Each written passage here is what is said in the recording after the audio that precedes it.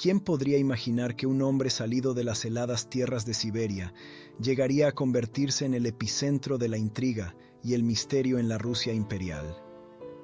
Grigori Rasputín, conocido por algunos como un santo, por otros como un demonio encarnado, y para muchos más como un hombre fuera de control, ha dejado una huella indeleble en la historia. Pero, ¿quién era realmente este hombre cuya presencia eclipsó incluso a los zares? Hoy vamos a adentrarnos en su fascinante historia, esa que aún desconcierta a historiadores y alimenta las leyendas.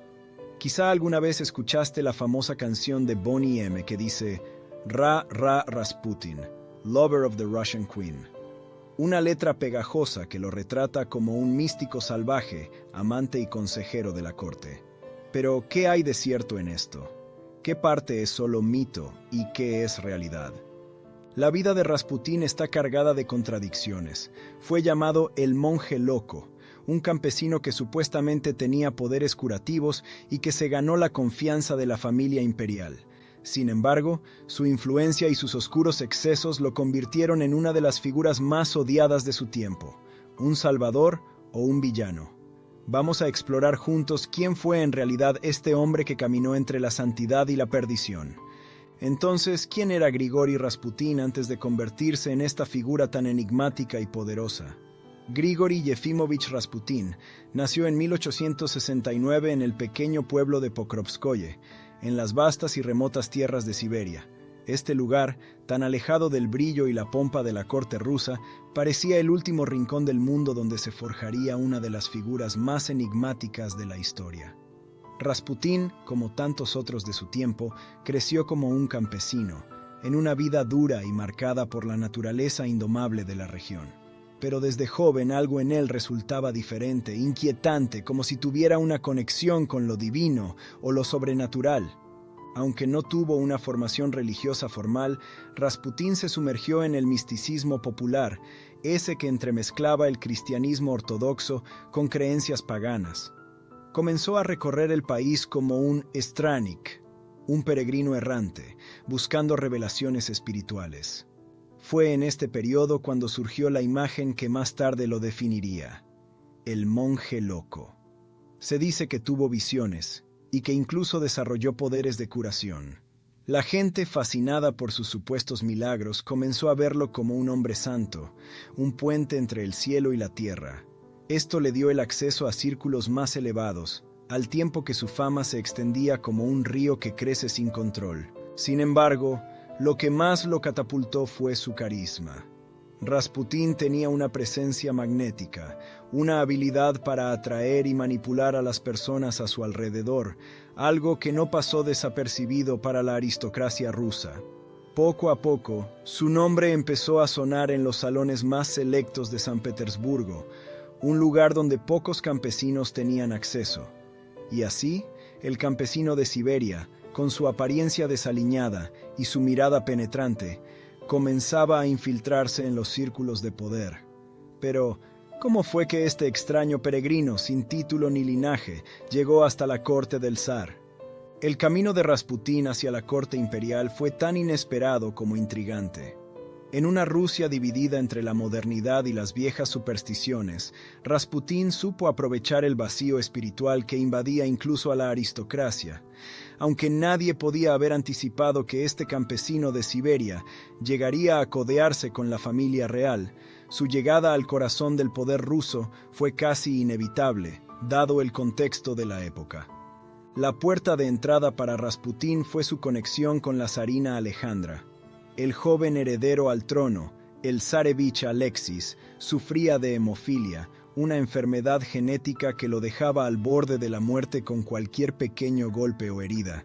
La desesperación de los zares, especialmente de Alejandra, los llevó a buscar ayuda más allá de la medicina tradicional. Ahí es donde Rasputín, con su fama de tener poderes curativos, entró en escena. Se dice que en uno de sus primeros encuentros con el zarevich, Rasputín logró calmar una crisis del niño, que parecía estar al borde de la muerte. No está claro si realmente poseía habilidades milagrosas o si su presencia y sus plegarias tenían un efecto psicológico en la zarina y, por lo tanto, en Alexis. Lo que sí es cierto es que, a partir de ese momento, Alejandra quedó convencida de que Rasputín era el salvador de su hijo. Su devoción hacia él creció rápidamente, tanto que la familia real empezó a depender de sus consejos, no solo en asuntos de salud, sino también en cuestiones políticas. Nicolás II, aunque más escéptico que su esposa, no podía ignorar el impacto positivo que parecía tener Rasputín sobre Alexis. Poco a poco, el campesino siberiano se convirtió en un confidente íntimo, especialmente para la zarina. Y fue aquí donde Rasputín comenzó a desplegar su influencia, utilizando su carisma y su supuesta conexión divina para manipular los eventos a su favor. A menudo envolvía sus recomendaciones con un aire místico, mezclando la religión con un conocimiento profundo de las inseguridades de la familia imperial. Rasputín entendía cómo utilizar el poder del misticismo para controlar su entorno. Usaba la religión, no como una herramienta de fe, sino como una llave que le permitía abrir puertas a más y más poder. Para los zares, era un hombre santo enviado por Dios para salvar a su hijo. Para Rasputín, era una oportunidad de ascender en una sociedad que, en principio, lo habría rechazado por su origen humilde. Pero su ascenso no fue silencioso. En los salones de la aristocracia y entre los nobles más influyentes, Rasputín despertaba recelo y odio. No era solo un extraño en la corte, sino un hombre cuyo poder no derivaba de títulos ni de linaje, sino de algo mucho más intangible, la fe ciega de la familia real. Pero, ¿cuánto poder tenía Rasputín sobre las decisiones del zar y del imperio? A medida que Rasputín se consolidaba como una figura clave dentro de la familia imperial, su influencia comenzó a trascender los asuntos personales de los zares y se extendió al ámbito político, especialmente durante los turbulentos años de la Primera Guerra Mundial. Con el zar Nicolás II al mando de las tropas en el frente, la zarina Alejandra quedó a cargo de los asuntos internos del imperio, y fue aquí donde Rasputín se convirtió en un consejero esencial.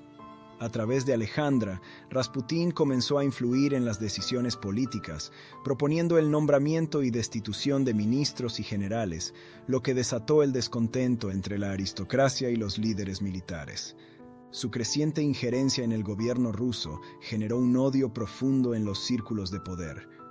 Los nobles veían con horror cómo un campesino sin educación formal, autoproclamado santo, interfería en las decisiones más críticas del imperio, especialmente en tiempos de guerra.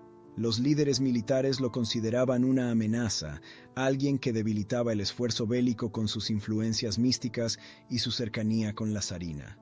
Rasputín se había convertido en una figura divisiva, un paria en la corte, odiado por aquellos que veían cómo sus consejos empeoraban la situación del país. Mientras ejercía su poder político, su vida privada se convirtió en un torbellino de escándalos. Se le asociaba con fiestas desenfrenadas llenas de alcohol y mujeres, y su comportamiento era visto como moralmente corrupto por la alta sociedad rusa. Las historias sobre Rasputín eran tan abundantes como desmesuradas. Algunos decían que era un seductor implacable que usaba su poder para controlar a las mujeres de la aristocracia. Otros lo describían como un borracho que se jactaba de su cercanía con los zares. Estos escándalos solo añadieron combustible al odio que muchos ya le profesaban. Pero, ¿qué tanto de esto era verdad? ¿Realmente Rasputín tenía el poder absoluto sobre las decisiones del zar? Aunque su influencia era indudable, especialmente sobre Alejandra, es importante recordar que Nicolás II era conocido por ser indeciso y propenso a escuchar a muchos consejeros. Rasputín, en realidad, se benefició de una corte fragmentada y de una familia imperial desesperada por respuestas. Era más una figura simbólica de los excesos y la decadencia del régimen que el verdadero poder detrás del trono. Entonces, si bien su influencia era grande, ¿fue suficiente para sellar el destino de Rusia? ¿O simplemente aceleró la caída inevitable del imperio? La creciente influencia de Rasputín no solo provocó envidias y desprecio en la aristocracia rusa, sino que finalmente lo convirtió en un objetivo mortal. Para muchos nobles, especialmente aquellos cercanos a los círculos militares, Rasputín no era solo una molestia o un hombre fuera de lugar en la corte, sino una verdadera amenaza para la supervivencia del imperio. Se creía que su influencia desmesurada sobre la zarina y por ende sobre el zar Nicolás II estaba llevando a Rusia hacia el colapso, especialmente en medio de la Primera Guerra Mundial. Por eso, un grupo de nobles, liderados por el príncipe Félix Yusupov y el gran duque Dmitri Pavlovich, decidió que la única solución era eliminarlo. La conspiración para asesinar a Rasputín es una de las historias más legendarias y llenas de misterio de la historia rusa. El plan era simple: invitar a Rasputín al palacio de Yusupov con la promesa de una fiesta privada y una vez allí envenenarlo. Los detalles de lo que ocurrió esa noche varían según las versiones, pero lo que está claro es que Rasputín pareció desafiar la muerte en múltiples ocasiones. Según la leyenda, los conspiradores le ofrecieron vino y pasteles envenenados con cianuro, pero Rasputín, inexplicablemente, no mostró ningún signo de intoxicación. Desesperados al ver que el veneno no hacía efecto, Yusupov y sus cómplices decidieron tomar medidas más drásticas. Le dispararon en el pecho, creyendo que eso pondría fin a su vida. Pero Rasputín, en un giro casi sobrenatural, se levantó de entre los muertos. Malherido, pero aún vivo, intentó escapar del palacio, lo que sumió a los conspiradores en una auténtica histeria. Le dispararon nuevamente y finalmente lo golpearon brutalmente hasta dejarlo inconsciente. Aún así, los nobles, temiendo que Rasputín pudiera seguir vivo, ataron su cuerpo y lo arrojaron al helado río Neva. El mito de su inmortalidad no terminó ahí.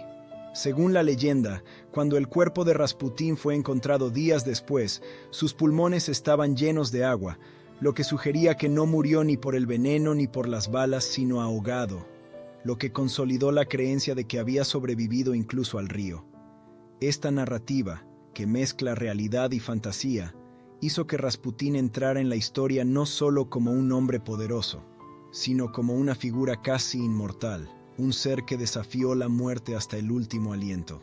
Este fallido y prolongado intento de asesinato no solo convirtió a Rasputín en una leyenda, sino que también sembró la duda. ¿Cómo un simple campesino pudo desafiar a los poderosos y, según parece, incluso a la muerte misma? Pero tras su muerte, una pregunta seguía en el aire. ¿Podría su caída salvar a la familia imperial o ya era demasiado tarde? La muerte de Rasputín en diciembre de 1916 no solo marcó el final de una figura enigmática y poderosa, sino que fue un presagio del inminente colapso del Imperio ruso. Apenas unos meses después de su asesinato, en marzo de 1917, estalló la Revolución Rusa, que terminó con siglos de reinado de la dinastía Románov. La caída de Rasputín, quien había sido el confidente más cercano de la zarina Alejandra, fue vista por muchos como el símbolo de que el control de la familia imperial sobre el país se estaba desmoronando.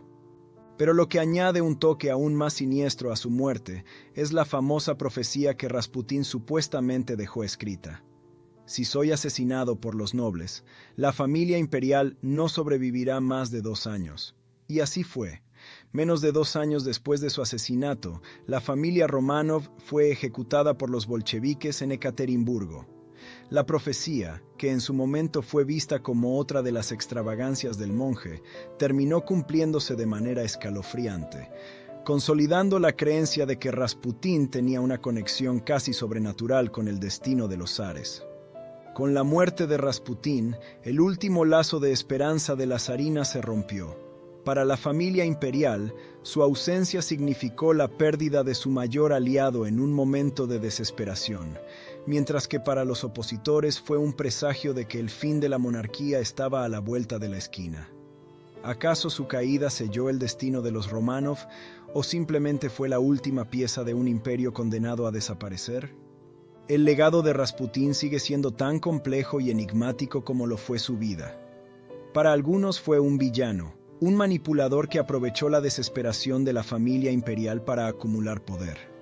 Para otros fue un hombre místico que simplemente fue víctima de un sistema corrupto y de la paranoia de una aristocracia que lo veía como una amenaza. Su figura sigue generando debate. ¿Fue un oportunista o alguien que realmente creía en sus propios dones? En la cultura popular, Rasputín ha sido retratado de múltiples formas. Ha aparecido en películas y libros como una figura oscura y misteriosa, un personaje casi mítico. Y, por supuesto, está la famosa canción de Boney M., Rasputin, que lo describe como el amante de la reina rusa, consolidando su imagen como un ser legendario, una mezcla de seductor, místico y consejero todopoderoso. Su vida, entre el mito y la realidad, sigue fascinando al mundo hasta hoy. La historia de Grigori Rasputin es un fascinante viaje de contrastes, desde sus humildes orígenes como campesino siberiano hasta convertirse en una de las figuras más influyentes y temidas de la corte imperial. Su ascenso desafió toda lógica y expectativa. Nadie podría haber anticipado que un hombre sin educación formal ni linaje se abriría paso hasta los salones del poder, moldeando el destino de la familia más poderosa de Rusia. Su capacidad para ganarse la confianza de los zares, su influencia sobre la zarina Alejandra y su misteriosa reputación como sanador hicieron de Rasputín un personaje que parecía imposible de detener hasta que su propia leyenda lo alcanzó. Pero su vida también es una advertencia. Rasputín se rodeó de poder y exceso, y su figura, que alguna vez fue vista como un salvador, terminó por ser una amenaza para la estabilidad de un imperio ya fracturado. Su historia es un recordatorio brutal de cómo la influencia desmedida, cuando se combina con el desespero y la desesperanza, puede destruir no solo a la persona que la ejerce, sino también a aquellos que se apoyan en ella. En última instancia, la caída de Rasputín y del Imperio ruso son dos caras de la misma moneda. Ambos fueron símbolos de un sistema que estaba destinado a colapsar. Y así, la historia de Rasputín nos deja una reflexión poderosa sobre los peligros del poder absoluto y la fragilidad de los imperios. Gracias por acompañarnos en este video de Viajando en el Tiempo. Déjanos en los comentarios qué otro tema te gustaría que exploremos. No se te olvide dejar un like y suscribirte si te gusta el contenido. Nos veremos pronto.